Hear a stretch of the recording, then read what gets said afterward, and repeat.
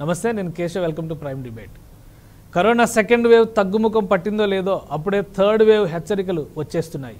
Corona వైరస్లో అధిక సాంక్రమిక శక్తి కలిగిన delta variant సోకిన వారిలో వ్యాధి లక్షణాలు మొదట బయటపడినప్పుడే వైరల్ లోడ్లో చాలా ఎక్కువగా ఉంటుందని దక్షిణ కొరియా శాస్త్రవేత్తలు గుర్తించారు. వైరస్కు సంబంధించినంతవరకు మొదటి రకంతో పోలిస్తే ఈ వేరియంట్లో 300 రెట్లు అధికంగా వ్యాప్తి ఉంటుందని వివరించారు.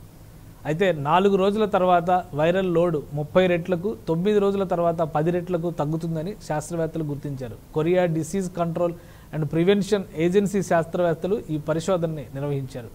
ఒక వ్యక్తి వైరల్ లోడ్ అధికంగా ఉండడం వల్ల అతని నుంచి వైరస్ వేగంగా ఇతరులకు వ్యాప్తి చెందుతుందని వారు వివరించారు. అలా అని డెల్టా రకం 300 రెట్లు ఎక్కువ సాంక్రమిక శక్తిని కలిగి ఉందని భావించాల్సిన అవసరం లేదని, దీని సాంక్రమిక శక్తి ఆల్ఫా వేరియంట్లతో పోలిస్తే 1.6 రెట్లు, మొదట వెలుగు చూసిన కరోనా రకంతో పోలిస్తే దాదాపు 2 రెట్లు ఎక్కువగా ఉందని వివరించారు.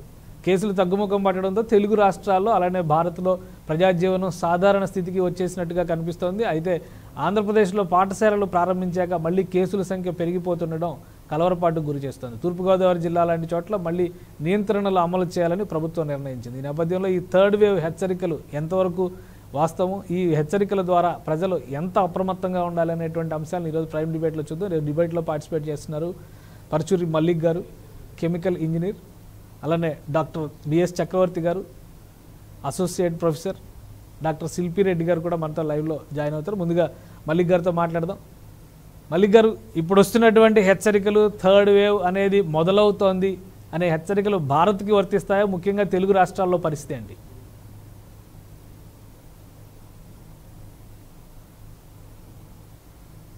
ఇది జూలై ఎండింగ్ ఆగస్టులోనే డెల్టాతో వచ్చేటట్టుంటే మటుకు రావాలి. అది డిలే అవుతుందా లేకపోతే చాప కింద నీళ్ళ కంప్లీట్ చేసుకెళ్ళిపోయిందా, ఇది అనేది మెయిన్ పెద్ద క్వశ్చన్ గా ఉంది. ఎందుకంటే ఎస్టిమేషన్స్ చాలా మంది July ending August second week లోపే ఎస్టిమేషన్స్ మాక్సిమం ఏ రకంగా చూసుకున్నా థర్డ్ వేవ్ వచ్చేది ఇప్పుడు పీక్ లో ఉండాలి. కానీ దేని వల్ల అది ఆగుతుంది అనేది ఈవెన్ సైంటిస్టులకు కూడా ఒక క్వశ్చన్ మార్క్ గా అది కన్ఫ్యూజ్ చేస్తుంది. అది కాకపోతే పోయినసారి సెకండ్ వేవ్ లో కూడా అది ఎట్లా అంటే ఇంకెళ్ళిపోయింది, ఇండియా నుంచి వెళ్ళిపోయింది అన్న టైప్ లో అందరూ ఇంకా ఫ్రీ అయిపోయిన తర్వాత చాలా గట్టిగా కొట్టింది. సెకండ్ వేవ్ లో చాలా గట్టిగా కొట్టింది సడన్ గా వచ్చేసి. అదే టైప్ లో ఇప్పుడు మళ్ళీ ఉంటుందా ఏంటి అనేది మనకు కొంచెం కన్ఫ్యూజింగ్ అయితే ఉందండి. ఫ్యాక్టర్స్ అన్ని ఏమో ఆగస్ట్ లోనే మ్యాచ్ అయ్యాయి, కానీ ఆగస్టు ఫైనల్ ఇప్పుడు ఎండింగ్ వచ్చాము. ఎండింగ్ వచ్చినా కూడా ఇంకా మనకి కేసు లోడ్ అయితే రావట్లేదు. యుఎస్ లో వచ్చినట్టు, ఇజ్రాయెల్లో వచ్చినట్లు, అది ఇండోనేషియా, ఫిలిప్పైన్స్, ఇట్లా చుట్టుపక్కల మొత్తం ప్రతి చోట వస్తుంది. కానీ ఇండియాలో ఎందుకు రావట్లేదు, ఇంకా ఎందుకు థర్డ్ వేవ్ స్టార్ట్ కాలేదు అనేది మటుకు సైంటిస్టులకు పెద్ద క్వశ్చన్ మార్క్ గానే ఉంది. రైట్ మల్లి గారు, ఇప్పటి వరకు వస్తున్నటువంటి ప్రచారాలను బట్టి ప్రభుత్వం కొంతవరకు అన్ని సడలింపులకి కూడా ద్వారాలు తెరిచినటువంటి పరిస్థితి, పాఠశాలలు కూడా తెరుస్తున్నటువంటి పరిస్థితి. ఈ నేపథ్యంలో ఎటువంటి జాగ్రత్తలు తీసుకోవాలి? డెల్టా ముందు జాగ్రత్తలు ఏమి పనిచేయవండి. డెల్టా వచ్చింది అంటే దాని పని అది చేసుకెళ్ళిపోతుంది తప్ప, డెల్టా ఏంటంటే హాలోమ్యాన్ టైప్. మీరు ఎన్ని సెక్యూరిటీలు పెట్టినా ముందు అది కనిపించదు. ముందు అది కనిపించకుండా యాంటీబాడీ ఎస్కేప్, టెస్టింగ్ ఎస్కేప్. ఎందుకంటే డెల్ 145, డెల్ 157, డెల్ 158 ఇట్లా డిలీషన్స్ ఉన్నాయి, స్పైక్ డిలీషన్స్ ఉన్నాయి, స్పైక్ లో మ్యుటేషన్స్ ఉన్నాయి. ఇప్పుడు డెల్టా అంటున్నారు. డెల్టా గురించి కంటే ఇప్పుడు డెల్టా 27 రకాలుగా మారిపోయిందండి. AY1 నుంచి AY22 వరకు ఆల్రెడీ కోడింగ్ ఇచ్చేశారు డెల్టాలోనే. ఇంకా ఇంకొక కోడింగ్ ఇవ్వాల్సిన ఇంకో 5 కొత్త వేరియంట్లు ఉన్నాయి. ఆల్రెడీ కోడింగ్ ఇచ్చింది 22 వేరియంట్స్, AY22 వరకు ఇచ్చారు. ఇప్పుడు మామూలుగా డెల్టా అంటే మనం AY1 అంటాం. AY1 అల్లా ఆ తర్వాత అది మళ్ళీ సబ్లినేజల్ గా మారి 27 వేరియంట్ల కింద మారింది. మ్యుటేషన్ కూడా కాదు, వేరియంట్ల కింద మారింది. ఈ రోజే మనకి జపాన్ నుంచి లాస్ట్ వీక్ లో ఒక పేపర్ వచ్చింది. ఆ పేపర్ ప్రకారం ఏంటంటే ఇప్పుడున్న వ్యాక్సిన్లు అన్నిటిని ఏదైతే వైల్డ్ టైప్ వైరస్ అంటాం, వుహాన్ వైరస్, దాన్ని బేస్ చేసుకొని తయారు చేశారు. వీటిని టోటల్ గా ఎస్కేప్ అవ్వాలంటే డెల్టాలో 4 మ్యుటేషన్లు రావాలి అని చెప్తున్నారు వాళ్ళు. ఆ డెల్టా 4లో ఆల్రెడీ 3 వచ్చేసాయి. ఈ 20 ఇందాక ఏదైతే నేను 22 ఆల్రెడీ కోడ్ ఇచ్చాము, ఆల్రెడీ నెక్స్ట్ ఇంకో 5 కోడ్ ఇవ్వాల్సి ఉంది. వీటిలో మెయిన్ ఈ వ్యాక్సిన్లు ఎస్కేప్ అవడానికి కావాల్సిన కీ మ్యూటేషన్స్ ఏవైతే ఉన్నాయో అవి ఆల్రెడీ 3 వచ్చేసాయి. 3 గ్రూప్స్ ఆఫ్ మ్యూటేషన్స్ వచ్చేసాయి. ఇంకా 4వది కూడా వస్తే ఇప్పుడున్న వ్యాక్సిన్లు మొత్తం వ్యర్థమైపోతాయి అన్నట్టు అయిపోయి. ఎందుకంటే సిడిసి డైరెక్టర్ కూడా నిన్న ఇజ్రాయెల్ స్టడీ గురించి కూడా అదే మాట్లాడింది. ప్లస్ వచ్చే సిగ్నల్స్ అన్ని కూడా ఏంటంటే ఈ వ్యాక్సిన్లు మటుకు బూస్టర్ డోస్ లా లేకపోతే ఇంకోటి సన్నాయి నొప్పులు అయితే మొదలెట్టారు. కానీ ఇప్పుడున్న ఎగ్జిస్టింగ్ వ్యాక్సిన్లు అయితే మటుకు నల్ అండ్ వాయిడ్ అయిపోయే పరిస్థితి అయితే మటుకు ఈ డెల్టా వేరియంట్ అయితే తీసుకొస్తుందండి. రైట్. అంటే ఇప్పుడు ఇతర దేశాలతో పోలిస్తే భారతదేశం పరిస్థితి ఏంటి మల్లిక్ గారు? ఇప్పుడున్న పరిస్థితుల్లో మన దేశంలో అసలు ఆ సంకేతాలు కానీ ఆ సూచనలు కానీ ఉన్నాయా? కొన్ని చోట్ల ఆల్రెడీ నెల రోజుల క్రితం ఆ సిమ్టమ్స్ బయటపడ్డాయని, కొన్ని కేసులు వచ్చినాయని అన్నారు. మళ్ళీ ఇప్పుడు కొంతవరకు తగ్గుముఖం పట్టిందని, మళ్ళీ 2 రోజులుగా పెరుగుతుంది అనేటువంటి సంకేతాలు వస్తున్నాయి. దీన్ని బట్టి మనం అంచనా వేయగలం. కేసు లోడ్ అయితే తక్కువ ఉందండి. కేసు లోడ్ అయితే తక్కువ ఉంది, దాంట్లో డౌట్ ఏం లేదు. ఎందుకంటే మీకు వేవ్ వస్తే ఎన్ని నెంబర్లు దాచిపెట్టినా కానీ మీకు హాస్పిటల్ ఆక్యుపెన్సీ అయితే, రెండోది బయట వెయిటింగ్, ఈ ఆక్సిజన్ సిలిండర్ల కోసం వేసుకోవడం, ఇదైతే మనకు బయట కనపడుతుంది. దాన్ని ఎవరో కనిపెట్టలేరు. కేసు లోడ్ అయితే తక్కువ ఉంది. కాకపోతే వరీయింగ్ ఏంటంటే వచ్చే కేసుల్లో ఒక 20% మటుకు పిల్లల కేసులు ఉంటున్నాయి. పిల్లల కేసులు టెస్ట్ రిపోర్ట్లు చాలా కన్ఫ్యూజింగ్ గా ఉంటున్నాయి. కొంతమందిలో న్యూట్రోఫీనియా అబ్జర్వ్ చేస్తున్నాం, కొంతమందిలో ప్లేట్లెట్లు పడిపోవడం అబ్జర్వ్ చేస్తున్నాం, కొంతమంది లాస్ట్ వీక్ లో ప్లేట్లెట్లు 6 లక్షలు 7 లక్షలకి వెళ్ళిపోయాయి. అటువంటి కేసులు కూడా అబ్జర్వ్ చేస్తున్నాం. అసలు ఏంటంటే వాళ్ళ దాంట్లో ప్యాటర్న్ ఒకదానికి సంబంధం ఉంటుందా. ఈ అడల్ట్స్ లో కొన్ని అట్లీస్ట్ ప్యాటర్న్ కోవిడ్ లో ఈ సింటమ్స్, ఈ మార్కర్లు పెరుగుతాయి, ఈ మార్కర్లు తగ్గుతాయి, ఇట్లా ప్యాటర్న్ ఉండేది. At least pattern 90% patient to patient pattern లో వెళ్ళేది. ఒకవేళ వేరియంట్ మారితే వేరియంట్ బట్టి డిఫరెంట్ వేరే రావడము, ఇంకోటి అట్లీస్ట్ అదేంటంటే అర్థమైపోయేది ప్యాటర్న్. కానీ పిల్లలకు వచ్చేసరికి ప్యాటర్న్ అర్థం కావట్లేదు. సివిపిలు చూసినా, సిఆర్పిలు చూసినా, లేకపోతే ఎల్ఈహెచ్ చూసినా, ఏ రిపోర్ట్లు డయాగ్నోస్ రిపోర్ట్లు చూస్తే ప్యాటర్న్స్ మటు కన్ఫ్యూజ్ చేస్తున్నాయి. ఈ కన్ఫ్యూజన్ ఉన్నప్పుడు ఏంటంటే ఏం ట్రీట్మెంట్ చేయాలో అర్థం కాదు. పిల్లలతో మెయిన్ వచ్చే ఇబ్బంది అది. అటువంటి అప్పుడు ఇట్లా ప్యాటర్న్ ఇంకా అర్థం కాకుండా వాళ్ళకి ఇంకా ట్రీట్మెంట్ ప్రోటోకాల్ డెవలప్ కాకుండా, వ్యాక్సిన్ లేకుండా మనం అనవసరంగా స్కూల్స్ ఓపెన్ చేసేయటం మటుకు పిల్లల లైఫ్ మటుకు రిస్క్ లో పెట్టినట్టే అనిపిస్తుంది. రైట్. డాక్టర్ చక్రవర్తి గారు మనతో లైవ్లో ఉన్నారు. చక్రవర్తి గారు, మీ విశ్లేషణ ఏంటి? ఇప్పుడు వస్తున్నటువంటి వార్తలు కానీ అలానే విశ్లేషణలు కానీ, ముందుగా 3వ వేవ్ సంకేతాలు కనిపిస్తున్నాయి, ఇప్పుడిప్పుడే మళ్ళీ కేసులు పెరుగుతున్నటువంటి హెచ్చరికల్ని ఎలా తీసుకోవాలి? 3వ వేవ్ అన్నది అక్టోబర్లో వస్తుందని మనకి వార్తలు వస్తున్నాయండి. ఇప్పటి వరకు మనం ఫస్ట్ వేవ్ ని, సెకండ్ వేవ్ ని ఎలా ఎదుర్కొన్నామో 3వ వేవ్ అన్నది కూడా అట్లాగే ఉంటుంది. ప్రత్యేకంగా ఏమి ఉండదు. కాకపోతే ఈ క్రౌడింగ్ పిల్లలకు సంబంధించింది అయితే మాత్రం క్రౌడింగ్ ఎక్కువగా ఉండకుండా ఉండేటట్టు చూసుకుంటే చాలా మంచిది. ఎందుకంటే వాళ్ళు ఎక్కువగా ఈ మనం ఏదైతే అనుకుంటున్నామో ఈ మాస్కింగ్ ఇలాంటివన్నీ కూడాను ఈ క్రౌడ్స్ లో ఎక్కువ వచ్చే అవకాశం ఉంది. కాబట్టి మనం ఎక్కడ క్రౌడింగ్ ఎక్కువ ఉందో అక్కడ నుంచి మనం అవాయిడ్ చేయడం చాలా ఇంపార్టెంట్ మనకి. అది నా ప్రస్తుతానికి. ఇప్పుడున్న పరిస్థితుల్లో ప్రభుత్వాలన్నీ దాదాపుగా సాధారణమైన స్థితికి వచ్చేసినాయి, కేసులు తగ్గిపోయినాయి. కాబట్టి యథాతథంగా సహజమైనటువంటి జీవనశైలికి ద్వారాలు తెరుస్తూ అన్ని రకాల ఓపెనింగ్స్ కూడా జరిగిపోయినాయి. ఆంధ్రప్రదేశ్లో అయితే స్కూల్స్ కూడా ఓపెన్ చేశారు. ఇప్పుడు కేసులు నమోదవుతున్నాయని ఒక టెన్షన్గా మాత్రమే చూసే పరిస్థితి కనిపిస్తుంది. వాస్తవమైన ఈ రకమైనటువంటి ధోరణి కరోనా ఉన్న పరిస్థితుల్లో సహజీవనం చేయడం అంటే ఇదేనా? తప్పకుండా. ఇప్పుడు అంటే కేసులు తగ్గినప్పుడు ఖచ్చితంగా మనకి ఇటువంటి మిగతావన్నీ ఓపెన్ అవ్వడం అన్నది సహజంగా జరిగే పరిణామమే. But at the same time ప్రజలందరూ కూడా అలర్ట్ గా ఉండడం అన్నది చాలా ఇంపార్టెంట్. ఎందుకంటే ఇది వైరస్ అనేది అది మ్యూటేట్ అవుతూనే ఉంటుంది, కొత్త స్ట్రెయిన్స్ వస్తూనే ఉంటాయి. ఇప్పట్లో అది అంత వేగంగా వెళ్ళిపోయే విషయం అయితే కాదు. మనం ఏంటంటే ఇప్పుడు ఏదైతే మనం ఈ ఫస్ట్ వేవ్ లోని, సెకండ్ వేవ్ లోని మనం ఫాలో అయ్యామో అవి మాత్రం తప్పకుండా పాటించి ఈ ఓపెన్ చేయడం అనేది చాలా ఇంపార్టెంట్. ఎందుకంటే ఎనీ టైం మళ్ళీ వేవ్ వచ్చే అవకాశం ఉన్నదని హెచ్చరికలు వస్తున్నాయి. కాబట్టి అందరూ జాగ్రత్తగా ఉండడం చాలా ఇంపార్టెంట్. రైట్. డాక్టర్ శిల్పిరెడ్డి గారితో మాట్లాడదాం. శిల్పిరెడ్డి గారు, మీరు ఎలా విశ్లేషిస్తారు ఇప్పుడున్న పరిణామాలన్నీ 3వ వేవ్కి దారితీస్తున్నటువంటి సంకేతాలుగా చూడాలా?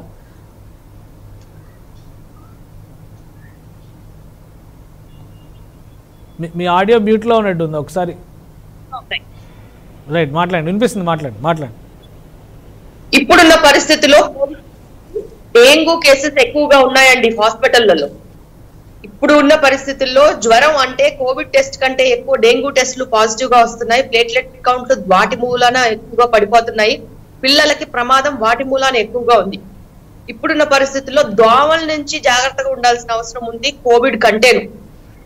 ఇంకొకటి నేను చెప్పదలుచుకుంది ఏంటంటే, సోషల్ డిస్టెన్సింగ్ నార్మ్స్ కానీ, ఫేస్ మాస్క్ కానీ, లేకపోతే హ్యాండ్ శానిటైజేషన్ పద్ధతులు కానీ పిల్లలు పాటించినా, వాటి గురించి వాళ్ళకి అవగాహన ఉన్నా కానీ వాటి మూలాన కూడా వాళ్ళకి ఎక్కువగా సంరక్షణ ఉంటుంది. అది ఇంట్లో అయినా, స్కూల్లో అయినా, ఇంటి కింద అయినా, ఆడుకునేటప్పుడైనా ఏదైనా జాగ్రత్తలు అనేది ఖచ్చితంగా తీసుకోవాల్సిన అవసరం ఉంది.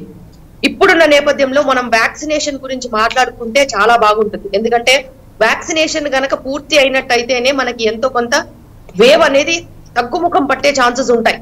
ఇప్పటికి కూడా మనకి ఈ థర్డ్ వేవ్ ఎందుకు పుంజుకోవట్లేదు అని అంటే, మనము ఒక రకంగా వ్యాక్సినేషన్ మూలాన కూడా తగ్గుముఖంగా ఉంది అని చెప్పుకోనే అవకాశం ఉంటుంది.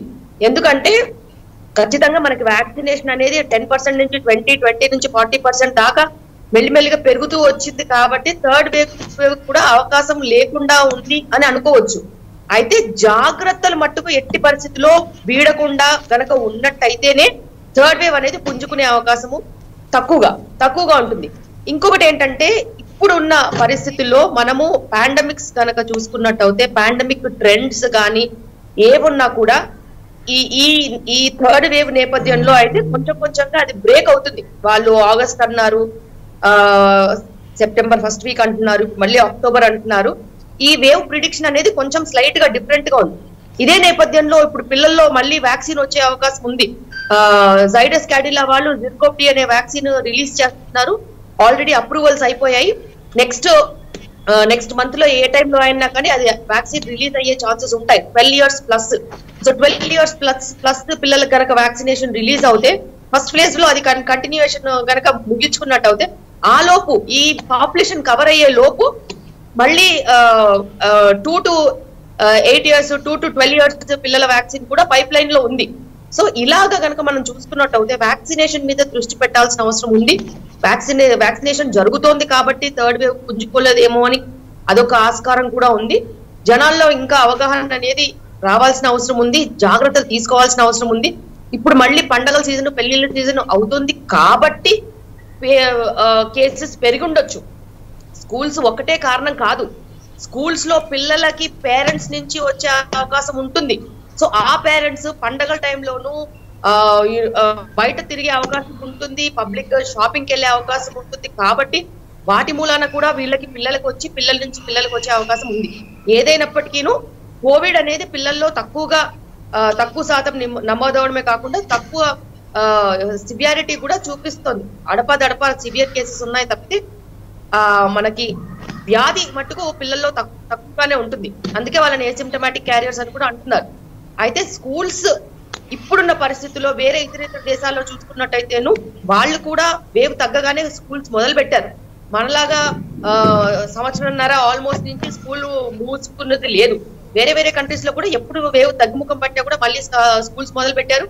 మళ్ళీ వెనక బ్యాక్ ఎండ్ ప్లాన్ కూడా పెట్టుకున్నారు. మళ్ళీ వేవ్ పుంజుకున్నప్పుడు మళ్ళీ ఆపేశారు. సో ఇలాగ కనుక మనం చూసుకున్నట్టు అయితే ఇప్పుడున్న పరిస్థితుల్లో పిల్లలకి మానసిక పరిస్థితులైనా కానీ వాళ్ళకున్న డెవలప్మెంటల్ స్ట్రక్చర్ కనుక చూసుకున్నట్టు అయితే వేవ్ తక్కువ ముఖం ఉంది కాబట్టి వాళ్ళకి అవకాశం ఇవ్వాలి. స్కూల్స్ ఓపెన్ చేసి అవకాశం ఇచ్చి అక్కడ మనం జాగ్రత్తలు తీసుకోవాలి. స్కూల్ స్టాఫ్ కానీ, స్కూల్ ట్రాన్స్పోర్ట్ కానీ, స్కూల్ క్లాస్ 4 ఎంప్లాయీస్ కానీ, టీచర్స్ కానీ, మేనేజ్మెంట్ కానీ ఖచ్చితంగా వ్యాక్సినేషన్ పూర్తి అయిపోతే మట్టుకు ఈ పాటికి చాలా మంది ప్రైవేట్ సెటప్ లో వాళ్ళు కంప్లీట్ చేసుకున్నారు. గవర్నమెంట్ సెటప్ లో కూడా మ్యాండేటరీ చేసి కంప్లీట్ చేసుకున్నారు.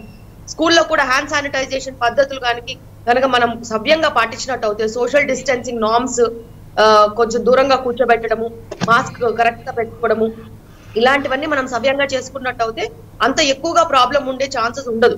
విపరీతంగా క్రౌడ్ ఉన్న ప్లేసెస్ లో మట్టుకు 2 shifts కింద స్కూల్ పెట్టుకోవడము అలాంటిది ఏదో ఒకటి చెయ్యాలి. కానీ మనం ఏమీ చేయకుండా ఖాళీగా ఇంట్లో కూర్చుని వేవ్ వస్తుంది అనేసి దానికోసం వెయిట్ చేయడం కంటేను జాగ్రత్తలు తీసుకోవాలి. వ్యాక్సినేషన్ మీద ఎంత దృష్టి పెట్టాలో మళ్ళీ మనం తీసుకోవాల్సిన కోవిడ్ అప్రోప్రియేట్ బిహేవియర్ మీద అంతే దృష్టి పెట్టాలి. పిల్లల మానసిక సంతులన కోసం వాళ్ళ డిప్రెషన్ అలాంటి లోనవ్వకుండా, గ్యాడ్జెట్స్ ఎక్కువగా అడిక్ట్ అవ్వకుండా ఇవన్నీ కూడా చూసుకోవాలి. మీరు ఎంతసేపు డబ్బులున్న వాళ్ళ గురించి ఆలోచిస్తారేంటి? డబ్బులు లేని పిల్లలకి ఫుడ్ లేదు. అక్కడ స్కూల్లో వెళ్తే ఓ పూట భోజనం దొరుకుద్ది. మీరు అలా కూడా ఆలోచించాలి. ఎన్నో వేల మంది పిల్లలు, కొన్ని కోట్లలో పిల్లలకి ఫుడ్ లేక, ఒక ప్రోటీన్ డైట్ లేక వాళ్ళు మాల్ న్యూట్రిషన్ కి గురవుతున్నారు. దీని గురించి ఏమంటారు మరి? ఇప్పుడున్న పాండమిక్ లో న్యూట్రిషన్ కూడా ఇంపార్టెంటే కదా. మరి స్కూల్లో వెళ్ళి జాగ్రత్తగా మనం న్యూట్రిషన్ మీద శ్రద్ధ పెట్టి వాళ్ళకి ఓవరాల్ డెవలప్మెంట్ మీద కూడా చూసుకోవాలి.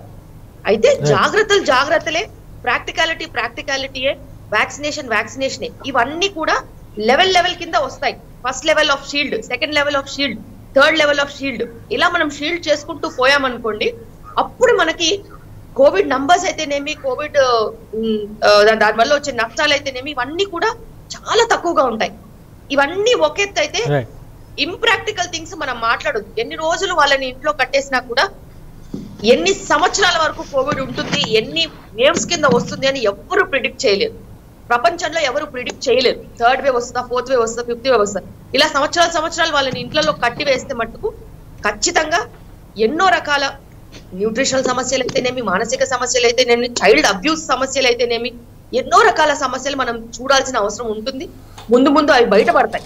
ఇప్పటికీ బయటపడకపోయినా ముందు బయటపడే అవకాశాలు ఎక్కువగా ఉంటాయి. సో ప్రాక్టికల్ గా ఆలోచించి షీల్డింగ్ స్ట్రాటజీస్, ప్లానింగ్, SOPs అన్ని పద్ధతిగా పెట్టుకుని గనక మనం ఒకటి తర్వాత ఒకటి ముందుకు వెళ్ళినట్టు అయితే డెఫినెట్ గా మనకి ఒక సొల్యూషన్ అనేది వస్తుంది. నేను ఒప్పుకుంటాను, డెల్టా ప్లస్, డెల్టా వేరియంట్ చాలా సివియర్ గా ఉంది, దాని సివియారిటీ కూడా ఎక్కువగా ఉంది. అయితే నేను ఒక హాస్పిటల్లో వర్క్ చేస్తున్నాను. కోవిడ్ నంబర్స్ చాలా క్లోజ్ గా మానిటర్ చేస్తున్నాం. లాస్ట్ 2 weeks నుంచి నంబర్స్ ఇక్కడ పెరిగింది లేదు, స్టాటిక్ గా ఉన్నాయి. అదే లో గ్రేడ్ నంబర్స్ రన్ అవుతున్నాయి. దానికి డబల్ నంబర్స్ డెంగూవి రన్ అవుతున్నాయి. మీరు అది గమనించాలి. సో మనము మరి డెంగూకి అది మనిషికి వ్యాపించడం మస్కిటో అవసరం కదా. మరి యాంటీ మస్కిటో మెజర్స్ ఏం చేస్తున్నారు గవర్నమెంట్? దాని గురించి ఆలోచించాలి. ఇప్పుడు ఇవన్నీ కూడా చాలా ఇంపార్టెంట్. అండ్ డెంగూలో సిక్నెస్ ఎక్కువగా ఉంటుంది, కాంప్లికేషన్స్ ఎక్కువగా ఉంటాయి, అండ్ ప్రాబ్లమ్స్ ఎక్కువగా ఉంటాయి పిల్లల్లో. సో ఇవన్నీ కూడా ఆలోచించాల్సిన అవసరం. రైట్. ప్రొఫెసర్ ఎంవి జగన్నాథం గారు మనతో జాయిన్ అయ్యారు, CCMB మాజీ చీఫ్ సైంటిస్ట్. జగన్నాథం గారు, మీ విశ్లేషణ ఏంటి? ఇప్పుడున్న పరిస్థితుల్లో థర్డ్ వేవ్ అనేటువంటి హెచ్చరికలు కానీ, నడుస్తున్నటువంటి పరిణామాలు థర్డ్ వేవ్కి లీడ్ చేసే దిశగా ఉన్నాయని చెప్పని భావించవచ్చా? అంటే ఇప్పుడు మనం దేశవ్యాప్తంగా చూసినట్టయితే ఇంకా ప్రస్తుతం మనం సెకండ్ వేవ్ చివరి దశలో ఉన్నామండి. దేశంగా క్రమేణీ తగ్గుతున్నాయి, రికవరీ రేట్లు పెరుగుతున్నాయి. ఈ పరిస్థితుల్లో మనకి కేసులు తగ్గుతున్నాయి. అయితే మనకు పరిస్థితి ఎలా ఉందంటే, ఒక 5 రాష్ట్రాల్లో మన దేశంలో చూసినట్లయితే R ఫ్యాక్టర్ 1గా ఉంటుంది.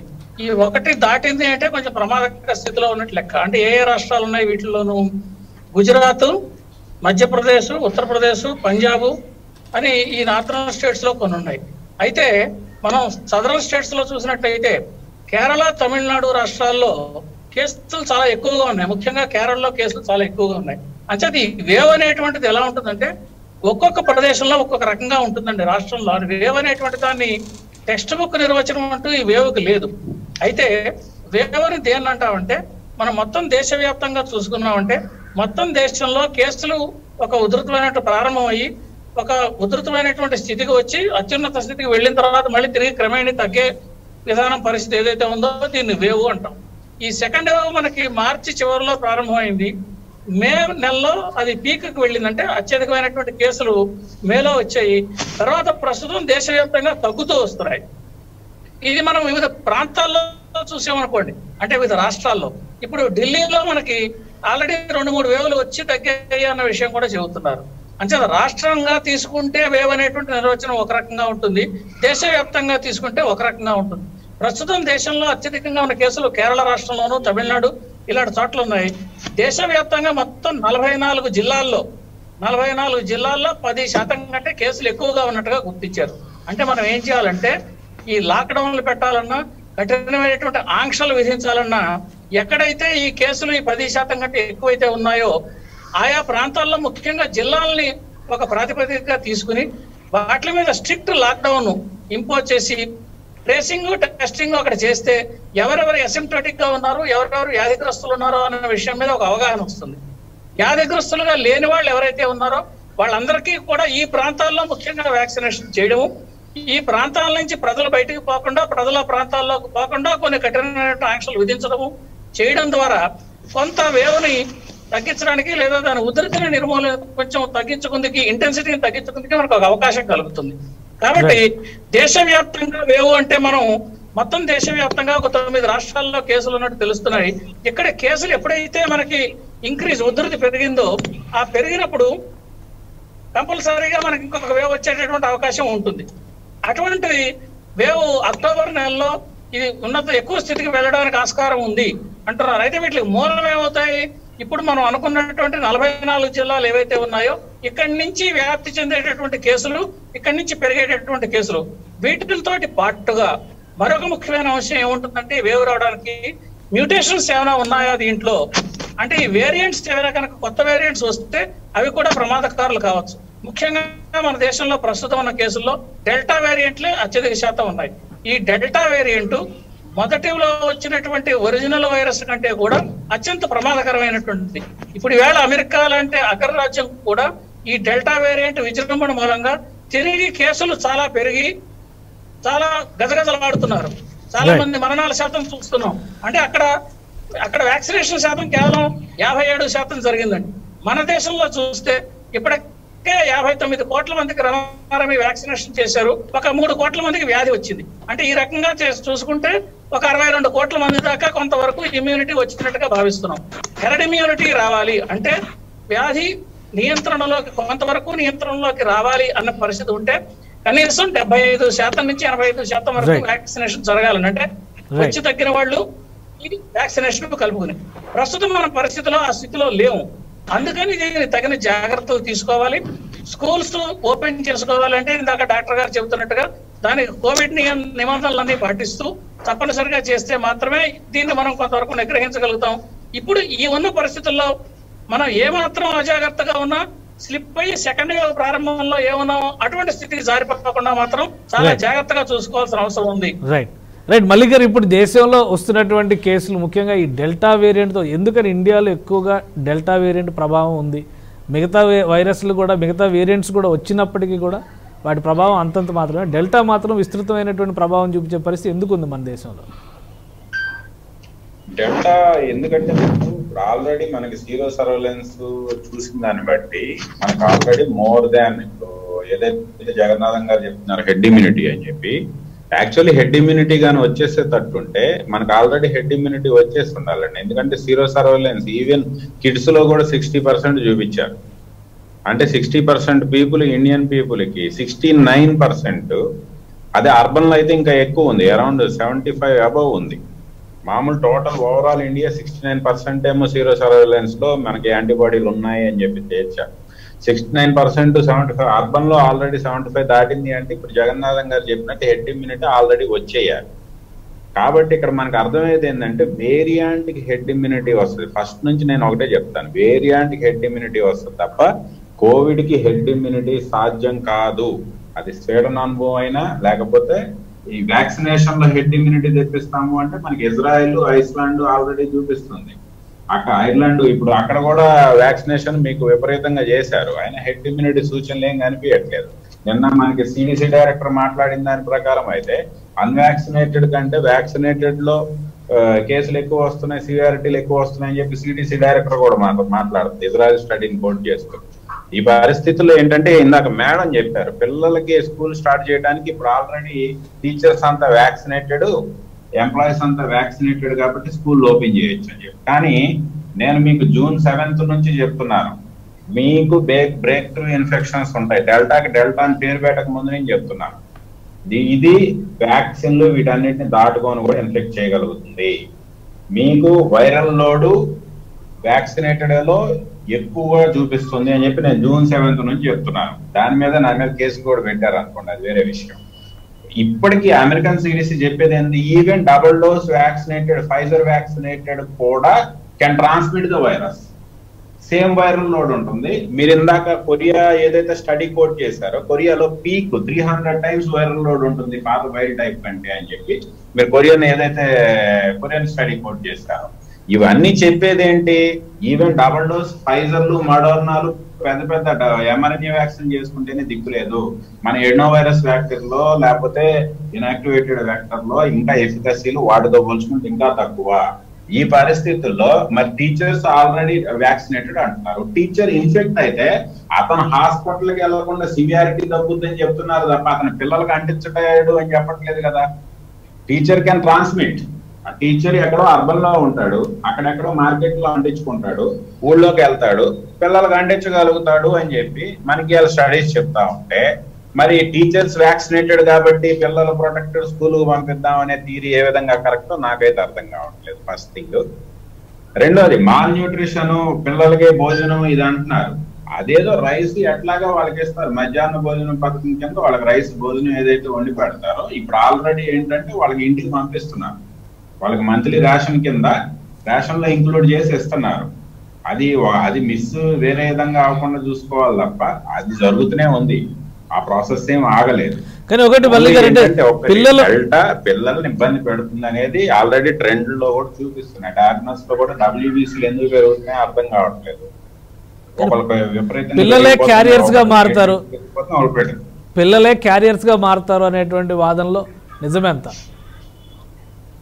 పిల్లలే క్యారియర్స్ అంటే ఇప్పుడు ఏమండి, ఇదివరకు పిల్లలకి సింటమ్స్ రాలేదు, పిల్లల క్యారియర్స్ అనేది పాత కథ. అది వైల్డ్ టైప్ మీద లేకపోతే D614G లేకపోతే UK వేరియంట్ వరకు ఆ ట్రెండ్ కొనసాగింది. వాళ్ళకేం ఇబ్బంది కాదు, వాళ్ళకి సింటమ్స్ రావు, జస్ట్ క్యారియర్స్ గా ఉంటారని. ఇప్పుడు డెల్టాలో ఆ పరిస్థితి లేదు. L452R మ్యూటేషన్ B681Rలు వచ్చిన తర్వాత ఈవెన్ పిల్లల్లో కూడా సింటమ్స్ మీకు చూపిస్తున్నాయి కదా, డిసీజ్ సివియారిటీ చూపిస్తుంది. కాకపోతే ప్రాబ్లం ఏంటంటే సివియారిటీ ఎప్పుడు చూపిస్తుంది? Peak viral load. మీరు ఇందాక కొరియన్ స్టడీలో చెప్పినట్టు 4 రోజుల్లో పీక్ వైరల్ లోడ్ వచ్చేస్తుంది, 3-4 రోజుల్లో పీక్ వైరల్ లోడ్ వచ్చేస్తుంది. వైరల్ లోడ్ వచ్చేసిన తర్వాత సింటమ్స్ బయటపడి కూడా మీరు ఆపి ఇదివరకు లాగా రెమ్డెసివిర్ చేసుకుంటే మనకి వైరల్ లోడ్ తగ్గుతుందో లేకపోతే ఫావిపిరావిర్ వేసుకుందామా, ఈ ఛాన్స్ కూడా ఇవ్వట్లేదు. ఇవ్వకుండానే వైరల్ లోడ్ 4వ రోజుకు పెరిగిపోతుంది. మరి ఎంత విపరీతంగా షార్ట్ టర్మ్ లో వైరల్ లోడ్ పెరిగిపోయేదానికి రిపీటేషన్ ఇన్హిబిటర్లు ఏ పని చేయకుండా పోయే పరిస్థితి ఉంటే మనం ఇంకా పిల్లల్ని స్కూళ్ళల్లో వదిలేస్తాము. ఎందుకంటే మెయిన్ పిల్లల్ని స్కూల్ అప్పుడే వద్దు అని నేను చెప్పడానికి మెయిన్ కారణం ఏంటంటే what treatment protocol you have developed for the children అది చెప్పండి ముందు ఓపెన్ గా. పిల్లలకి ఒకవేళ వస్తే సివియారిటీ వస్తే మేము ఇదిగో ఈ టాబ్లెట్ వేస్తాము, ఇదిగో ఈ ఇంజెక్షన్ చేసి వాళ్ళ లైఫ్ కాపాడతాం. అరే పెద్దలకి ఎంతవరకు దిక్కు లేదు. రెమ్డెసివిర్ పోయినసారే పనికి రాలేదు, ఈసారి 4 రోజుల్లో వైరల్ లోడ్ పీక్ వెళ్ళిపోయేదానికి అసలు పనికి రాదు. అసలు ఏ డ్రగ్, మొత్తం డ్రగ్లన్నీ కూడా మన ఇవాళ ప్రిస్క్రిప్షన్ నుంచి మాయమైపోయాయి. ఈ పరిస్థితుల్లో పెద్దలకి ఇంకా ట్రీట్మెంట్ ప్రోటోకాల్ ఉన్నాయని తీసేస్తే పిల్లలకి ఇంకా ఏది ఇందాక మేడం చెప్పారు జేడెస్ క్యాడ్ లో ఏదో చిల్డ్రన్స్ కి వస్తుందని, అది ఇంకా phase 3 ట్రయల్ లోకి వెళ్ళలేదు. అది phase 2 అయిపోయింది. phase 2 ట్రయల్ వాలంటీర్స్ రావాలి, ఎన్రోల్ అవ్వాలి, 26,000 మంది వాలంటీర్స్ ఎన్రోల్ అవ్వాలి చిల్డ్రన్. ఆ తర్వాత phase 3 ట్రయల్ కంప్లీట్ అవ్వాలి, అప్పుడు బయటకు రావాలి. లేదు మన కోవాక్సిన్ లాగే ముందుగానే phase 3 ట్రయల్ రిజల్ట్స్ రాకుండానే వదిలేస్తాము అంటే మరి పిల్లల జీవితాలను కూడా గాల్లో పెట్టి without knowing the results, without knowing the side effects approval ఇచ్చుకుంటా పోతాము ప్రతి దానికి అనుకుంటే ఇంకా గునియాబిక్స్ చేసినట్టే పిల్లల్ని కూడా. ఇదివరకు గునియాబిక్స్ అంటారు ఈ ఏదైతే ఫార్మా ప్రయోగాలన్నీ చేసుకోవడానికి ముందు ఆ గునియాబిక్స్ చేసేవాళ్ళు అనమాట. ఆ టైప్ లో మన కిడ్స్ కూడా గునియాబిక్స్ కింద మారుద్దామంటే మార్చున్నాం. మరి రైట్. చక్రవర్తి గారు మీరు ఏమంటారు? పిల్లల్లో క్యారియర్స్ గా మాత్రమే ఉంటారు ఇప్పుడున్న పరిస్థితుల్లో, పిల్లలు కానీ పెద్దవాళ్ళు కానీ? థర్డ్ వేవ్ అంటే ఇప్పుడు వాళ్ళకి మైల్డ్ గా ఉంటుంది లేదా ఎసిమ్టమాటిక్ గా ఉంటుంది. అలా ఉండడం వలన వాళ్ళకి క్యారియర్ ఉండే అవకాశాలు అయితే ఉన్నాయి, కంపల్సరీగా ఉన్నాయి. అలాగేమీ కొట్టిపారేయలేము. కానీ క్యారియర్ స్టేట్ కన్నా మెయిన్ ఇప్పుడు మనం భయపడాల్సింది ఏంటంటే ఈ ఏదైతే ఇప్పుడు కోవిడ్ 3rd వేవ్ వస్తుంది అంటున్నారో అది పిల్లల్లో కానీ ఏమాత్రం అది కొద్దిగా తీవ్రంగా ఎక్కువ అయ్యే అవకాశాలు ఉంటే మాత్రం అది చాలా భయానకంగా ఉంటుంది. సో క్యారియర్ స్టేజ్ కన్నా మనం ముందు చూసుకోవాల్సింది ఏంటంటే అసలు వీళ్ళకి రాకుండా మనం ఏ జాగ్రత్తలు తీసుకోవాలి, ఏ రకంగా మనం అవగాహన కల్పించాలి పేరెంట్స్ కి, లేక ఇప్పుడు స్కూల్స్ కి వెళ్తున్నారు కాబట్టి టీచర్స్ కి. ఇటువంటివి మనం ఎక్కువగా తీసుకోవాలి. క్యారియర్ స్టేజ్ అన్నది ఇప్పుడు ఆల్రెడీ మనకు ఉన్నది అనేది అది కానీ అసలు మనకి సన్నద్ధత అనేది ఉందా, ప్రిపేర్నెస్ అనేది ఉందా మన రాష్ట్రం? ఏంటంటే మనం ముందు ఈ కోవిడ్ లో పిల్లలకి వచ్చే అవకాశాల్లో మనం ఏమేమి చేసుకుని ముందుకు వెళ్ళాలి అన్నది మనం చూడాలి. మేడం చెప్పినట్టు చక్రవర్తి గారు ఒక ప్రశ్న తెలుగు రాష్ట్రాల్లో కానీ భారతదేశంలో కానీ చక్రవర్తి గారు, కానీ ఇక్కడ మనకు చూసుకోవాల్సిందంతా కోవిడ్ థర్డ్ వేవ్ గురించి మన ప్రిపరేషన్ గురించి మనం ఎక్కువ ఆలోచించాలి. దానికి ఏమేమి చేయాలో అన్నది మనం ప్రణాళికలు పెట్టుకోవాలి. రైట్ చక్రవర్తి గారు, అసలు ప్రిపేర్డ్నెస్ అనేది ఉందా మన ప్రభుత్వాల నుంచి కానీ కేంద్రం నుంచి కానీ ఈ థర్డ్ వేవ్ అనేది ఎదుర్కోవడానికి ఒక ప్రణాళిక, ఒక స్పష్టత, ఒక క్లారిటీ అనేది ఉందా?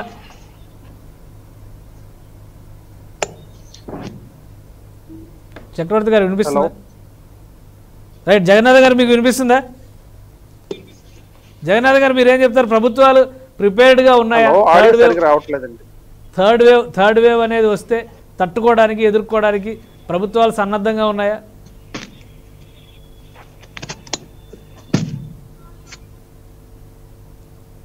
జగన్నాథ్ గారు మీ ఆడియో మ్యూట్లో ఉన్నట్టు.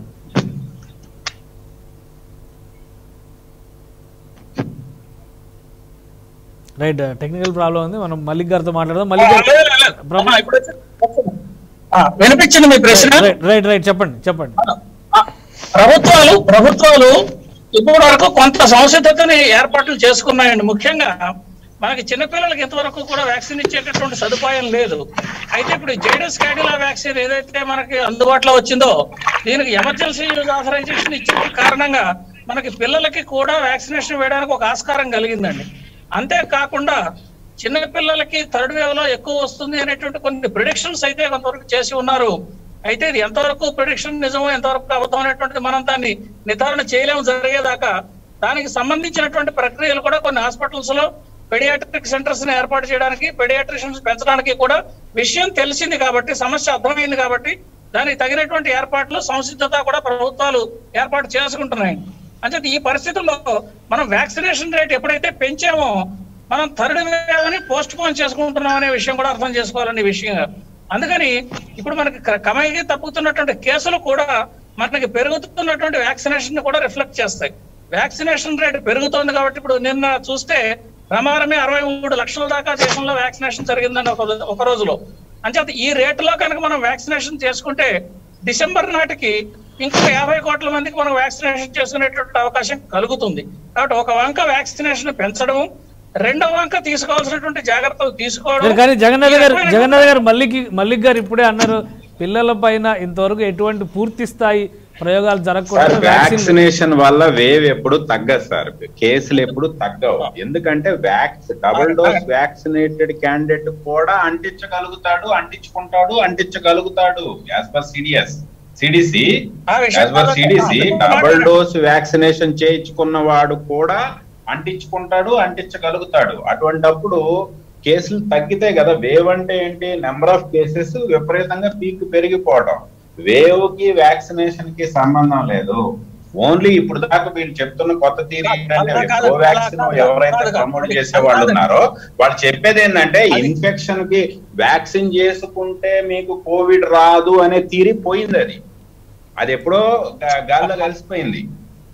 వ్యాక్సిన్ చేసుకుంటే కోవిడ్ రాదు అనే థియరీ గాల్లో కలిసిపోయింది. ఇప్పుడు చెప్తున్న వ్యాక్సినేషన్ వ్యాక్సిన్ చేసుకుంటే హాస్పిటలైజేషన్ అవ్వరు, వ్యాక్సిన్ చేసుకుంటే సివియారిటీ రాదు అని చెప్తున్నారు ఇప్పుడు స్టోరీ. ఇది ఎన్ని రోజులు నిలబడుతుంది? ఇప్పుడు ఆల్రెడీ ఇజ్రాయెల్ లో వ్యాక్సిన్ చేసుకున్న వాళ్ళలో 16% ఎఫికసీ పడిపోయిందని చెప్పి నిన్న సిడిసి డైరెక్టర్ అనౌన్స్ చేసింది. ఫైజర్ వ్యాక్సిన్ మీద 16% ఎఫికసీ, 96 నుంచి 16% పడిపోయింది ఎఫికసీ డెల్టా మీద. ఎఫికసీలో ఇన్ఫెక్షన్ పోయి ఇప్పుడు హాస్పిటలైజేషన్ లేకపోతే డిసీజ్ సివియారిటీకి వస్తున్నాయి. ఆ డిసీజ్ సివియారిటీకి ఎన్ని రోజులు వస్తాయి? ఇప్పుడు దాకా చూపుతుంది ఏంటంటే స్టోరీ అన్వాక్సినేటెడ్ వాళ్ళు ఇంకా కొంతమంది ఉన్నారు కాబట్టి వాళ్ళల్లో వస్తుందని చెప్తున్నారు. ఎప్పుడు మీ వ్యాక్సినేటెడ్ వాళ్ళు డేటా ఇవ్వండి అంటే ఇచ్చే పరిస్థితి లేదు. అది కూడా ఎక్కువ రోజులు నిలబడదు. అది కూడా మంచి పోరాయి, అది కూడా కరిగిపోతుంది. వ్యాక్సినేషన్ ఓన్లీ ఏంటంటే మీకు ఆల్రెడీ నిన్న జపనీస్ పేపర్ వచ్చింది, ఒసాకా యూనివర్సిటీ పేపర్ వచ్చింది. ఏం చెప్తున్నారు వాళ్ళు? దాంట్లో డెల్టా ఇంకా 4 మ్యూటేషన్స్ తీసుకుంటే ఇవి ఉన్న వ్యాక్సిన్లన్నీ వ్యర్థమయ్యే టైప్ లో అది మారిపోతుంది. ఆల్రెడీ జిఎస్ఐడిలో 3 మ్యూటేషన్స్ కు సంబంధించిన శాంపిల్స్ అప్లోడ్ అయి ఉన్నాయి. ఇంకొక మ్యూటేషన్ ఒక్కటి రావాలి, అది కూడా వచ్చింది అంటే ఆల్రెడీ ఇప్పుడు మనకి సౌత్ ఆఫ్రికాలో C12 అని చెప్పి కొత్తది ఒకటి మొదలైంది, C12 మొదలైంది, 512 ఒకటి మొదలైంది, 621 ఒకటి మొదలైంది, లాంబ్డా ఒకటి మొదలైంది. కేంద్ర ప్రభుత్వం ఏంటంటే ఇవి కాదు, సరే అట్లీస్ట్ ఇప్పుడు వేవ్ తగ్గింది కదా, ఈ వేవ్ కేసులు తగ్గింది కాబట్టి అట్లీస్ట్ ఇప్పుడు ఏంటంటే ఈ కొత్త వేరియంట్లు మళ్ళీ బయట కంట్రీస్ నుంచి మన దగ్గరికి వచ్చేయకుండా అట్లీస్ట్ ముందు ఎయిర్ ఆపండి, ఎయిర్ రూట్ ఏదైతే ఉందో మొత్తం బోర్డర్స్ క్లోజ్ చేసి పెట్టండి. ఫస్ట్ నుంచి అదే మొత్తుకుంటున్నాం. మన దగ్గర ఇంకా ఒకటి మల్లిక్ గారు పిల్లల విషయంలో జగన్నాథ్ గారు చెప్పినట్టుగా పిల్లల విషయంలో జైడస్ క్యాడిలా అది వ్యాక్సిన్ సిద్ధమైంది కాబట్టి పిల్లల విషయంలో వర్రీ పడాల్సి. అడగండి, జైడస్ క్యాడిలా phase 3 ట్రయల్స్ అయ్యాయా? phase 3 ట్రయల్స్ అవ్వకుండా ఎమర్జెన్సీ అప్రూవల్ మీద పిల్లల లివర్లు పిల్లల కిడ్నీలు తట్టుకుంటాయా లేదా తెలుసుకోకుండా ఆ వ్యాక్సిన్లు చేసేస్తే పిల్లలను కూడా గినియా పిక్స్ చేస్తామా మనం? phase 3 ట్రయల్స్ అయ్యా. రెండోది అది డిఎన్ఏ వ్యాక్సిన్, అది రేపు డిఎన్ఏ ఆల్టర్ అవుతుందా లేదా అనేది మనకి ఇంకా ట్రయల్స్ ఇంతవరకు ఇవన్నీ ట్రయల్ అండి. ఎంఆర్ఎన్ఏలు డిఎన్ఏ వ్యాక్సిన్లు ఇవన్నీ ప్రూవెన్ ప్లాట్ఫామ్స్ కాదు. ఇన్యాక్టివేటెడ్ వెర్షన్ ఒకటి ప్రూవెన్ ప్లాట్ఫామ్. ఎడ్నో వైరస్ వెక్టార్ సంవాటు కొన్నాటిల్లో పర్లేదు అన్నారు, కొన్నాటిలో క్యాన్సర్ వ్యాక్సిన్ వచ్చేసరికి దాంతో క్లాట్స్ ఇవన్నీ వస్తున్నాయి అన్నారు. ఇప్పుడు కోవిడ్ వ్యాక్సిన్ లో కూడా ఎడ్నో వైరస్ నుంచి క్లాట్స్ చూస్తున్నాం. అది కొంతవరకు 60% సక్సెస్ఫుల్ వ్యాక్సిన్ అయితే 40% failure adeno virus vector platform. Inactivated okay proven platform, flu వ్యాక్సిన్లు ఫ్లూ షాట్లు ఇవన్నీ చేస్తా ఉంటాం. భారత్ బయోటెక్ ఏదైతే వాడుతుందో సినోవాక్ వాడే ఇవన్నీ కూడా. కానీ ఈ డిఎన్ఏ ప్లాట్ఫామ్ ప్రూవెన్ అయ్యేంతవరకు ఎంఆర్ఎన్ఏ ప్లాట్ఫామ్ ప్రూవెన్ కాదు, డిఎన్ఏ ప్లాట్ఫామ్ ప్రూవెన్ కాదు. అట్లీస్ట్ ఎంఆర్ఎన్ఏ phase 3 ట్రయల్స్ అన్న చేశారు. అది DNA vaccine at least phase 3 trial కూడా చేయరా? phase 3 ట్రయల్ చేయకుండానే పిల్లల్ని గునియా ఫిక్స్ చేస్తారా? కరెక్ట్ కాదండి. రైట్, జగన్నాథ్ గారు మీరేమంటారు? జగన్నాథ్ గారు సెన్సిటివ్ ఆర్గాన్స్ ఉంటాయి వాళ్ళకి. రైట్, జగన్నాథ్ గారు మీరేమంటారు? పిల్లలకు సంబంధించిన వ్యాక్సిన్ పైన ఇన్ని అభ్యంతరాలు ఉన్నాయని చెప్పి మల్లిక్ గారు అంటున్నారు. ఇప్పుడు 3 ముఖ్యమైనటువంటి విషయాలు నేను ప్రస్తావించదలిచానండి. ఒకటి, పిల్లలు డెవలప్మెంటల్ స్టేజ్ లో ఉంటారండి. వ్యాక్సిన్ అది మన వైరస్ మ్యూటేషన్ అవుతుందండి. ఈ రెండు డిఫరెంట్ విషయాలు.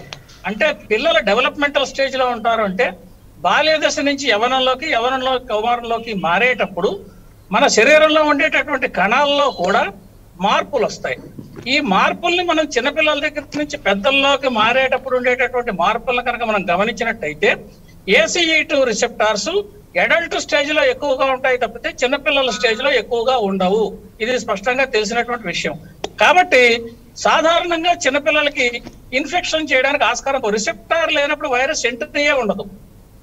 వైరస్ ఎంట్రీయే లేనప్పుడు సమస్య రాదు.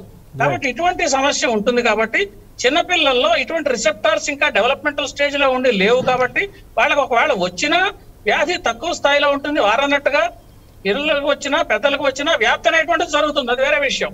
కానీ వైరస్ రావడం అనేటువంటిది కొంచెం తక్కువగా వస్తుంది. అంటే పిల్లల్లో రాలేదు అని నేను చెప్పట్లే. కొంతమందికి ఎక్కడే డెవలప్మెంటల్ స్టేజ్ లో కొంతమందికి ముందుగా వచ్చాయో వాళ్ళకి రావడానికి ఆస్కారం ఉంటుంది. ఇది ఒక పాయింట్ అండి.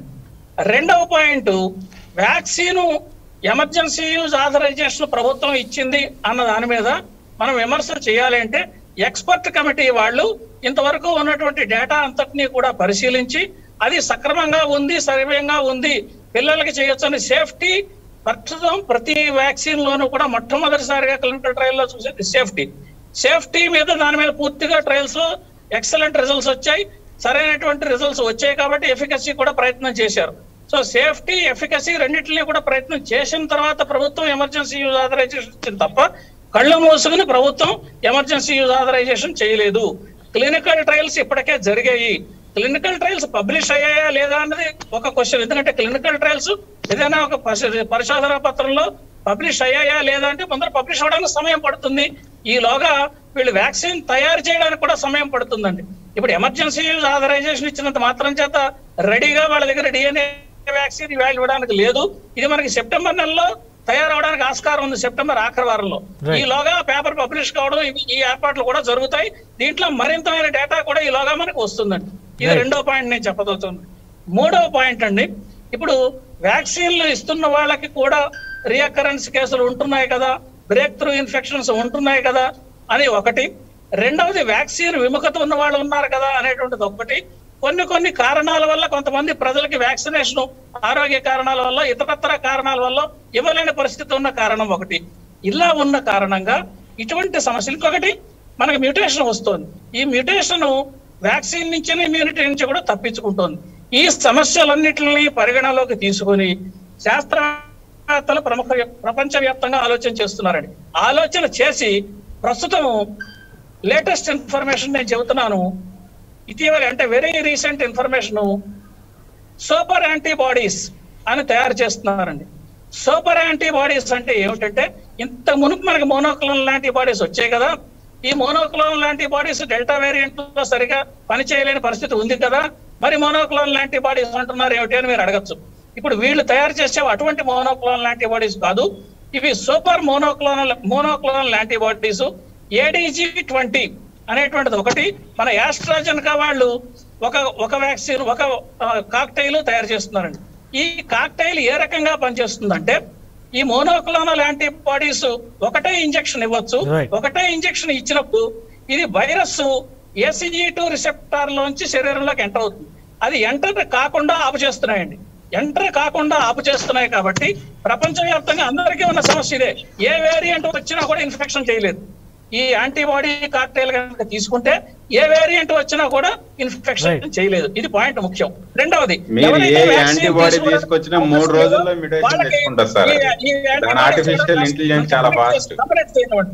కంప్లీట్ చేయనివ్వండి. ఈ యాంటీబాడీస్ వ్యాక్సిన్ తీసుకున్న వాళ్ళకు కూడా వ్యాక్సిన్ ఇవ్వడానికి ఆస్కారం ఉంటుందండి. వ్యాక్సిన్ తీసుకున్న వాళ్ళు కూడా దీన్ని తీసుకోవచ్చు. అంటే ఏమిటి, యాంటీబాడీస్ కాకుండా ఈ తయారు చేసినటువంటి monoclonal antibodies CD4, CD8 cells, specific T cells ని ఉత్పత్తి చేసి లాంగ్ టర్మ్ లో దీన్ని రక్షించేటువంటి అవకాశం కూడా కలుగుతుంది. 1 year దాకా దీనివల్ల ప్రొటెక్షన్ ఉంటుంది అనేటువంటిది క్లినికల్ ట్రయల్స్, 2 ట్రయల్స్ పూర్తయి 3వ ట్రయల్స్ లోకి క్లినికల్ ఫేజ్ లోకి వచ్చేయండి. ఇటువంటి యాంటీబాడీస్ వచ్చినప్పుడు మరింత విస్తృతంగా మనం ట్రీట్మెంట్ చేసే అవకాశం కలుగుతుంది. ఇందాక వాళ్ళు అడుగుతున్నారు, ఎవరు మన మల్లిక్ గారు, అసలు మనకి ఏ రకమైన ట్రీట్మెంట్ అయినా ఉందా, ఏమొస్తుంది అని. కాబట్టి శాస్త్రవేత్తలు నిరంతరం పరిశోధనలు చేస్తున్నారు. పరిశోధనలు చేస్తే ప్రయోగాత్మకంగా ప్రజల మీద ప్రయోగించాలంటే మనం క్లినికల్ ట్రయల్స్ చేయాలి. కాబట్టి ఈ క్లినికల్ ట్రయల్స్ పూర్తి అయిన తర్వాత ఇంతవరకు మనం ఏ రకమైనటువంటి సమస్యలు ఉన్నాయో ఆ సమస్యలను అధిగమించేటట్టుగా మనకు యాంటీబాడీస్ తయారు చేస్తున్నారు. ఇవి కూడా మార్కెట్ లోకి వచ్చాయంటే సమస్య కొంతవరకు పరిష్కారం అవుతుంది. అప్పుడు మనం మరింత మెరుగైనటువంటి కరోనాని మరింత ఉధృతంగా, మరింత బలోపేతంగా కరోనా పైన మనం యుద్ధం చేయడానికి, దాన్ని నియంత్రించడానికి చేసేటువంటి ప్రయత్నాల్లో సరైనటువంటి సఫలీకృతం కలుగుతుందని చెప్పి నేను భావిస్తున్నానండి. ఇటువంటి పరిశోధనలు మనం దోహదం చేయాలి, వాటికి సహకరించాలి. ఇది ముఖ్యమైనటువంటి విషయం. రైట్. చక్రవర్తి గారు, మీరు ఏమంటారు? పిల్లలకి సంబంధించి ఒకవైపు నుంచి గినియా పిగ్స్ గా మారుద్దామా అని ఒకవైపు నుంచి అంటారు, ఇంకోవైపు ప్రాపర్ ప్రయోగాలు జరిగిన తర్వాత వ్యాక్సినేషన్ దిశగా వెళ్లే పరిస్థితి కనిపిస్తుంది అన్నారు. పిల్లలకి సంబంధించి తీసుకోవాల్సినటువంటి జాగ్రత్తలు ఎలాంటివి? చక్రవర్తి గారు వినిపిస్తుందా?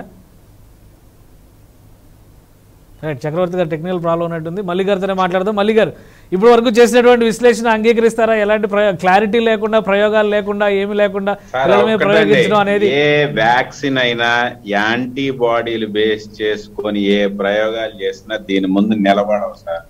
ఇది డిలీషన్స్ కూడా చేసుకుంటుంది. మీరు ఒక యాంటీబాడీతో ఒక ప్లేస్ కానీ పొజిషన్ టార్గెట్ చేస్తే ఇది డిలీషన్స్ చేసుకుంటుంది. ఈ డెల్టాలో మేము డిలీషన్స్ యూకే వేరియంట్ నుంచి చూసాం. డెల్ 69, డెల్ 70 అని చెప్పి స్టార్ట్ అయింది. అప్పటి నుంచి మళ్ళీ డెల్టాలోకి వచ్చేసరికి del 157, del 158, del 144, del 155 different mutation లో డిలీషన్స్ కూడా చేసుకుంటుంది. ఈ డిలీషన్స్ ఎందుకు చేసుకుంటుందో తెలుసా సార్? ఇప్పుడు మనకి షుగర్ వచ్చింది అనుకోండి, గ్యాంగ్రీన్ వచ్చింది అనుకోండి, షుగర్ బాగా పెరిగిపోయి గ్యాంగ్రీన్ వచ్చింది అనుకోండి, ఒక కాలుకో చేయకో వేళ్ళకి వస్తుంది. వస్తే అది ఒళ్ళంతా పాకేస్తుందని చెప్పి మనం అవి కట్ చేపిచ్చేస్తారు, సర్జరీ చేపించి అవి కట్ చేపిచ్చేస్తారు. అదే టైప్ లో మనం యాంటీబాడీలు వెళ్ళి ఎక్కువగా ఈ వైరస్ మీద ఏ ప్లేస్ లో అయితే దాడి చేస్తున్నాయో ఆ ప్లేసులను అది డిలీట్ చేసుకుంటుంది, అది మ్యూటేట్ చేసుకుంటుంది, అది డిలీట్ చేసుకుంటుంది. ఇట్లాంటి శక్తి పొందింది అది. ఇట్లా దాన్ని ఆల్టర్ చేసుకోగలిగే శక్తి తెచ్చుకుంది అది. అటువంటి దాని మీద ఇంకా యాంటీబాడీలు లేకపోతే వ్యాక్సిన్ ద్వారా యాంటీబాడీలు ప్రొడ్యూస్ చేస్తాం, ఇంకో యాంటీబాడీలు, సూపర్ యాంటీబాడీలు, హైపర్ యాంటీబాడీలు, హీరో యాంటీబాడీలు, ఆ యాంటీబాడీలు, ఏ యాంటీబాడీలు థెరపీ అనేది కోవిడ్ మీద జరిగే సక్సెస్ అయ్యే పరిస్థితి అయితే నాకు కనపడట్లేదు సార్. ఎందుకంటే యాంటీబాడీ అనేది కోవిడ్ మీద, ఈ ఫాస్ట్ మ్యుటేటింగ్ ఆర్ఎన్ఏ వైరస్ మీద యాంటీబాడీతో దాడి అనేది మిథ్య, అది కళ. దాని చుట్టూ పరిగెత్తిన రోజులు కోవిడ్ ని కంట్రోల్ చేయడం అనేది జరిగే పని కాదు. ఇందాక సార్ చెప్పారు యాంటీబాడీలతో కంట్రోల్ చేయడం కాదండి, థెరపాటిక్స్ ఉన్నాయి. థెరపాటిక్స్ ఏవైతే TMPRSS ఇన్హిబిటర్స్ ఉన్నాయి, లేదా ఫ్యూరిన్ ఇన్హిబిటర్స్ ఉన్నాయి. ఎందుకంటే డెల్టా స్పెసిఫిక్ గా ఫ్యూరిన్ క్లీవేజ్ సైట్ లో ఎక్కువ మ్యుటేషన్స్ ఎక్కువ వస్తున్నాయి. ఇమీడియట్ గా ఫ్యూరిన్ డౌన్లోడ్ చేసుకోకపోతే డెల్టాకి ఎక్కువ దొరికిపోతారు. డెల్టాకి ట్రీట్మెంట్లు RTR కి రెమ్డెసివిర్లు కాదు, ఫ్యూరిన్ కంట్రోల్ చేసుకోవాలి. మెయిన్ సెల్ ఎంట్రీని కంట్రోల్ చేసుకోవాలి. వైరల్ లోడ్ పీక్ వెళ్ళిపోతుంది. ఇన్హిబిటర్లు ఇనిషియల్ స్టేజ్ లో ప్రొఫిలాక్టిక్ గా కూడా వాడే ఇన్హిబిటర్లు డెవలప్ చేసుకోవాలి. ఇంకా మల్లిక్ గారు సామాన్యులకి మీరు ఇచ్చేటువంటి సలహా ఏంటి? మల్లిక్ గారు సామాన్యులకి మీరు ఇచ్చేటువంటి సలహా ఏంటి? కరోనాని గెలవాలన్నా, థర్డ్ వేవ్ తట్టుకోవాలన్నా ఏం చేయాలి సార్? కరోనాని గెలవాలంటే ఏమి లేదండి, మీ ఫుడ్ లోనే బోల్డ్ అని ఇన్హిబిటర్లు ఉన్నాయి. నేను ఫస్ట్ నుంచి చెప్పేది అదే, ప్రొఫిలాక్సిక్ గా వాడాలి. ఎందుకంటే మీ బ్లడ్ లో ఎప్పుడు ఇన్హిబిటర్లు తిరగాలి. ఈ డ్రగ్గులు తిప్పాలంటే కష్టం సార్. ఫుడ్ అనుకోండి, డైలీ తింటాం కాబట్టి తిప్పొచ్చు. మీ ఫుడ్ లో ఇన్హిబిటర్లను ఎక్కువ మెయింటైన్ చేసుకోండి. ఇప్పుడు ఏంటంటే నేను 3CL Pro ఇన్హిబిటర్ కొర్స్టైన్, ఉల్లిపాయల్లో ఉన్న కొర్స్టైన్ వాడండి అంటే మటుకు జనాలకి ఎక్క సార్. అదే మీకు ఫైజర్ వచ్చి వాడు ఒక 3CL Pro ఇన్హిబిటర్ డెవలప్ చేస్తున్నాడు, ఆల్రెడీ ఫేజ్ 2 ట్రయల్ లో ఉంది. అది ఆడు 3CL Pro, Pfizer 3CL Pro inhibitor అంటే మటుకు ఇమీడియట్ గా మన గొప్ప సైంటిస్టులు లేకపోతే మన గొప్ప డాక్టర్లు వేరే ప్రమోషన్లు ఇస్తారు. అదే 3CL Pro ఇన్హిబిటర్ మీరు ఇంట్లో ఉన్న ఉల్లిపాయ పొరలో ఉందయా, అది తినండి అయ్యా కోవిడ్ ఆపుతుంది అన్నాను అనుకోండి, ఈడెవడో నా చెట్టు కింద వైద్యుడు అని చెప్పి కామెడీ చేస్తారు. లేకపోతే కొంచెం సబ్జెక్ట్ తెలిసిన వాళ్ళు ఏంటంటే అవన్నీ కూడా డాకింగ్ స్టడీలు చూసి సక్సెస్ అవ్వో, అది బెడ్ సైడ్ లేకపోతే ఏ కొత్త స్టోరీలు చెప్పారు. ఏం ఫుడ్, ఎలాంటి ఫుడ్ తీసుకోవాలి, ఎలాంటి ఫుడ్ తీసుకోవాలి? మీరు ఇన్హిబిటర్లు 3CL Pro ఇన్హిబిటర్లు వాడండి, PL Pro ఇన్హిబిటర్లు వాడండి, RDRP ఇన్హిబిటర్లు కూడా మనకి ఫుడ్ లోనే ఉన్నాయి. ఈవెన్ మెంతుల్లో ఉన్న ఫెనుగ్రీకినో, లేకపోతే మన గోంగూర పూలో ఉన్నటువంటి ఎలాజిక్ యాసిడ్లు, లేకపోతే మన దానిమ్మలో ఉన్నటువంటి పొంకాలిన్లో, ఇవన్నీ కూడా 3CL Pro ఇన్హిబిటర్లు, RDRP ఇన్హిబిటర్లు సక్సెస్ఫుల్లీ ఓకే. మేము సెకండ్ ఫేజ్ లో, సెకండ్ వేవ్ లో 15,000 మంది ఆల్రెడీ మేము ట్రయల్ వేసాము. ఇప్పుడు ఆల్రెడీ థర్డ్ వేవ్ లో ఇప్పుడు 200 పేషెంట్లు ఈ మధ్య కాలంలో ఈ కేసులు పెట్టి ఆపేసినా గానీ ఏదో వచ్చి రిక్వెస్ట్ మీద వచ్చిన వాళ్ళు చేసి కూడా ఈ 200 మందికి డెల్టా ప్లస్ మీద కూడా ట్రీట్మెంట్ చేశాం. ఏటితో ఆల్రెడీ ఇప్పుడు కలోంజీ గింజలు ఉన్నాయండి, దాని మీద ఆల్రెడీ క్లినికల్ స్టడీస్ కూడా కంప్లీట్ అయ్యాయి. పాకిస్తాన్ ట్రయల్ అయితే పాకిస్తాన్ నమ్మమన్నారు. ఇప్పుడు అదిగో ఆస్ట్రేలియా స్టడీ వచ్చింది. ఆస్ట్రేలియా స్టడీ చూసన్నా కానీ కలోంజీని ప్రమోట్ చేయండి, కలోంజీ గింజలు యాంటీవైరల్ ప్రాపర్టీ సూపర్ గా ఉన్నాయని చెప్పి, థైమోక్వినిన్, నైగెలిడిన్ ఇవన్నిటిలో సూపర్ ఉన్నాయని చెప్పి ఆల్రెడీ ఆస్ట్రేలియన్ స్టడీ కూడా వచ్చింది. ఎటువంటి వాటిని ప్రమోట్ చేయకుండా ఎంత కాడికి వ్యాక్సిన్లు, ఎంత కాడికి లేకపోతే లక్షల రూపాయల రిటర్న్ రాని యాంటీబాడీ ఎంత అనుకున్నారు? ట్రంప్ చేసిన రోజు 12 లక్షల రూపాయలండి. ఇప్పుడు జగన్నాథం గారు చెప్తున్నారు సూపర్ యాంటీబాడీ వస్తుందని. సూపర్ యాంటీబాడీ మామూలు యాంటీబాడీ 12 లక్షలకు అమ్మితే రీజన్ రాను, సూపర్ యాంటీబాడీ ఎంత 1,20 లక్షలకు అమ్ముద్దా? ఇటువంటి ఆటమ్మడ పడే పరిస్థితి మన లేదు సార్. మనం 200 రూపాయలకి వ్యాక్సిన్ అంటేనే మనం మొత్తం అందరికీ ఫటాఫటా వ్యాక్సిన్ చేసే పరిస్థితి, బడ్జెట్ మన దగ్గర లేదు. మనకి ఎందుకు వచ్చిన యాంటీబాడీలు చెప్పండి అవన్నీ, వాటి వల్ల మనకి ఏమైనా ఉపయోగం ఉందా? మన పేదవాడికి ఉపయోగపడాలంటే వాడి తిండిలోనే, ఫుడ్ లోనే థెరపాటిక్ డెవలప్ చేయండి. నేను చేసే పని మీరు ఇంకా సైంటిఫిక్ గా ప్రూవ్ చేసి CCMB లోనో లేకపోతే మన IICT లోనో ఇంకా స్టడీస్ ఇంకా పూర్తిగా తీసుకెళ్ళండి. గవర్నమెంట్ బడ్జెట్ ఉంది కదా, మాకంటే బడ్జెట్ లేదు, మేము ఫేజ్ 3 ట్రయల్స్ చేయలేము. మేము అప్రూవల్ తెచ్చుకోవాలంటే బోల్డెన్ రోజులు కర్మ గాలిపోతుంది మాకు. మీరు చేయాలి అంటే చేయొచ్చు, ఎందుకంటే ఉన్నాయి కదా స్టడీస్ ఉన్నాయి. ఇప్పుడు నైగల్లా సాటివా మీద ఉన్నాయి, కలోంజీ సీడ్స్ మీద 2 స్టడీలు ఉన్నాయి. ఇండియాలో కూడా ఒక స్టడీ స్టార్ట్ చేయండి ఇమీడియట్ గా. ఈ దానిమ్మ PP extracts, pomegranate peel extracts లో ఉన్నటువంటి కూడా వైరల్ క్లియర్ చేస్తున్నాయని చెప్తున్నారు. అట్లాగే వరాక్సిలియం ఇండికమ్, అవర్ ఇండియన్ ట్రంపెట్ అనే ప్లాంట్, ఇండియన్ ట్రంపెట్ అనే ప్లాంట్ మన దేశం పేరు పెట్టారు దానికి. ఆ ప్లాంట్ కి దాంట్లో ఉన్న బైగాలిన్, దాంట్లో ఉన్న చైరీజిన్, దాంట్లో ఉన్న వరాక్సిలిన్, ఫ్యూరిన్ ఇన్హిబిటర్. డెల్టాలో ఫ్యూరిన్ క్లీవేజ్ బాగా ఇబ్బంది పెడుతుంది అంటున్నారు. మన ఇండియన్ ట్రంపెట్, మన ఈ భారతదేశం పేరు పెట్టుకున్న చెట్టు, దాని మీద సర్వే కనీసం సైంటిఫిక్ రీసెర్చ్ కంటిన్యూ చేయండి సార్. మన భారతదేశం మొక్క మీద కాబట్టి చేయండి, కనీసం భారతదేశానికి పేరు వస్తుంది. దాంట్లో అది అటు 3CL ప్రో, బైకాలిన్, చైరీజిన్ 3CL ప్రో ఇన్హిబిటర్, ఇటు వరాక్సిలిన్, ఫ్యూరిన్ ఇన్హిబిటర్, అన్ని విధాలుగా ఉపయోగపడుతుంది ఇండియన్ ట్రంపెట్. ఇట్లాంటి వాటి మీద రీసెర్చ్ చేయండి. సూపర్ యాంటీబాడీ మనకెందుకు సార్, 15 లక్షల రూపాయలు. థ్యాంక్ యూ మల్లిక్ గారు థ్యాంక్ యూ జగన్నాథన్ గారికి, అలాగే చక్రవర్తి గారికి, శిల్పిరెడ్డి గారికి కూడా ధన్యవాదాలు. ఇది థర్డ్ వేవ్ అనేది వస్తుందా లేదా అనే అంశం పైన ఒక క్లారిటీతో చెప్పేటువంటి పరిస్థితులు లేకపోయినా వాతావరణం మాత్రం థర్డ్ వేవ్కి అనుకూలంగా కనిపిస్తున్నటువంటి పరిస్థితి ఉంది. అయితే వ్యాక్సిన్లని ఒకవైపు నుంచి ఉపయోగిస్తూనే మరోవైపు నుంచి ఆహారం విషయంలో తగిన జాగ్రత్తలు తీసుకుంటే కరోనాను ఎదుర్కోవడం ఇప్పటికీ సాధ్యమే అని చెప్పని నిపుణులు చెబుతున్నారు. ఇది వాళ్ళ ప్రైమ్ డిబేట్. Keep watching.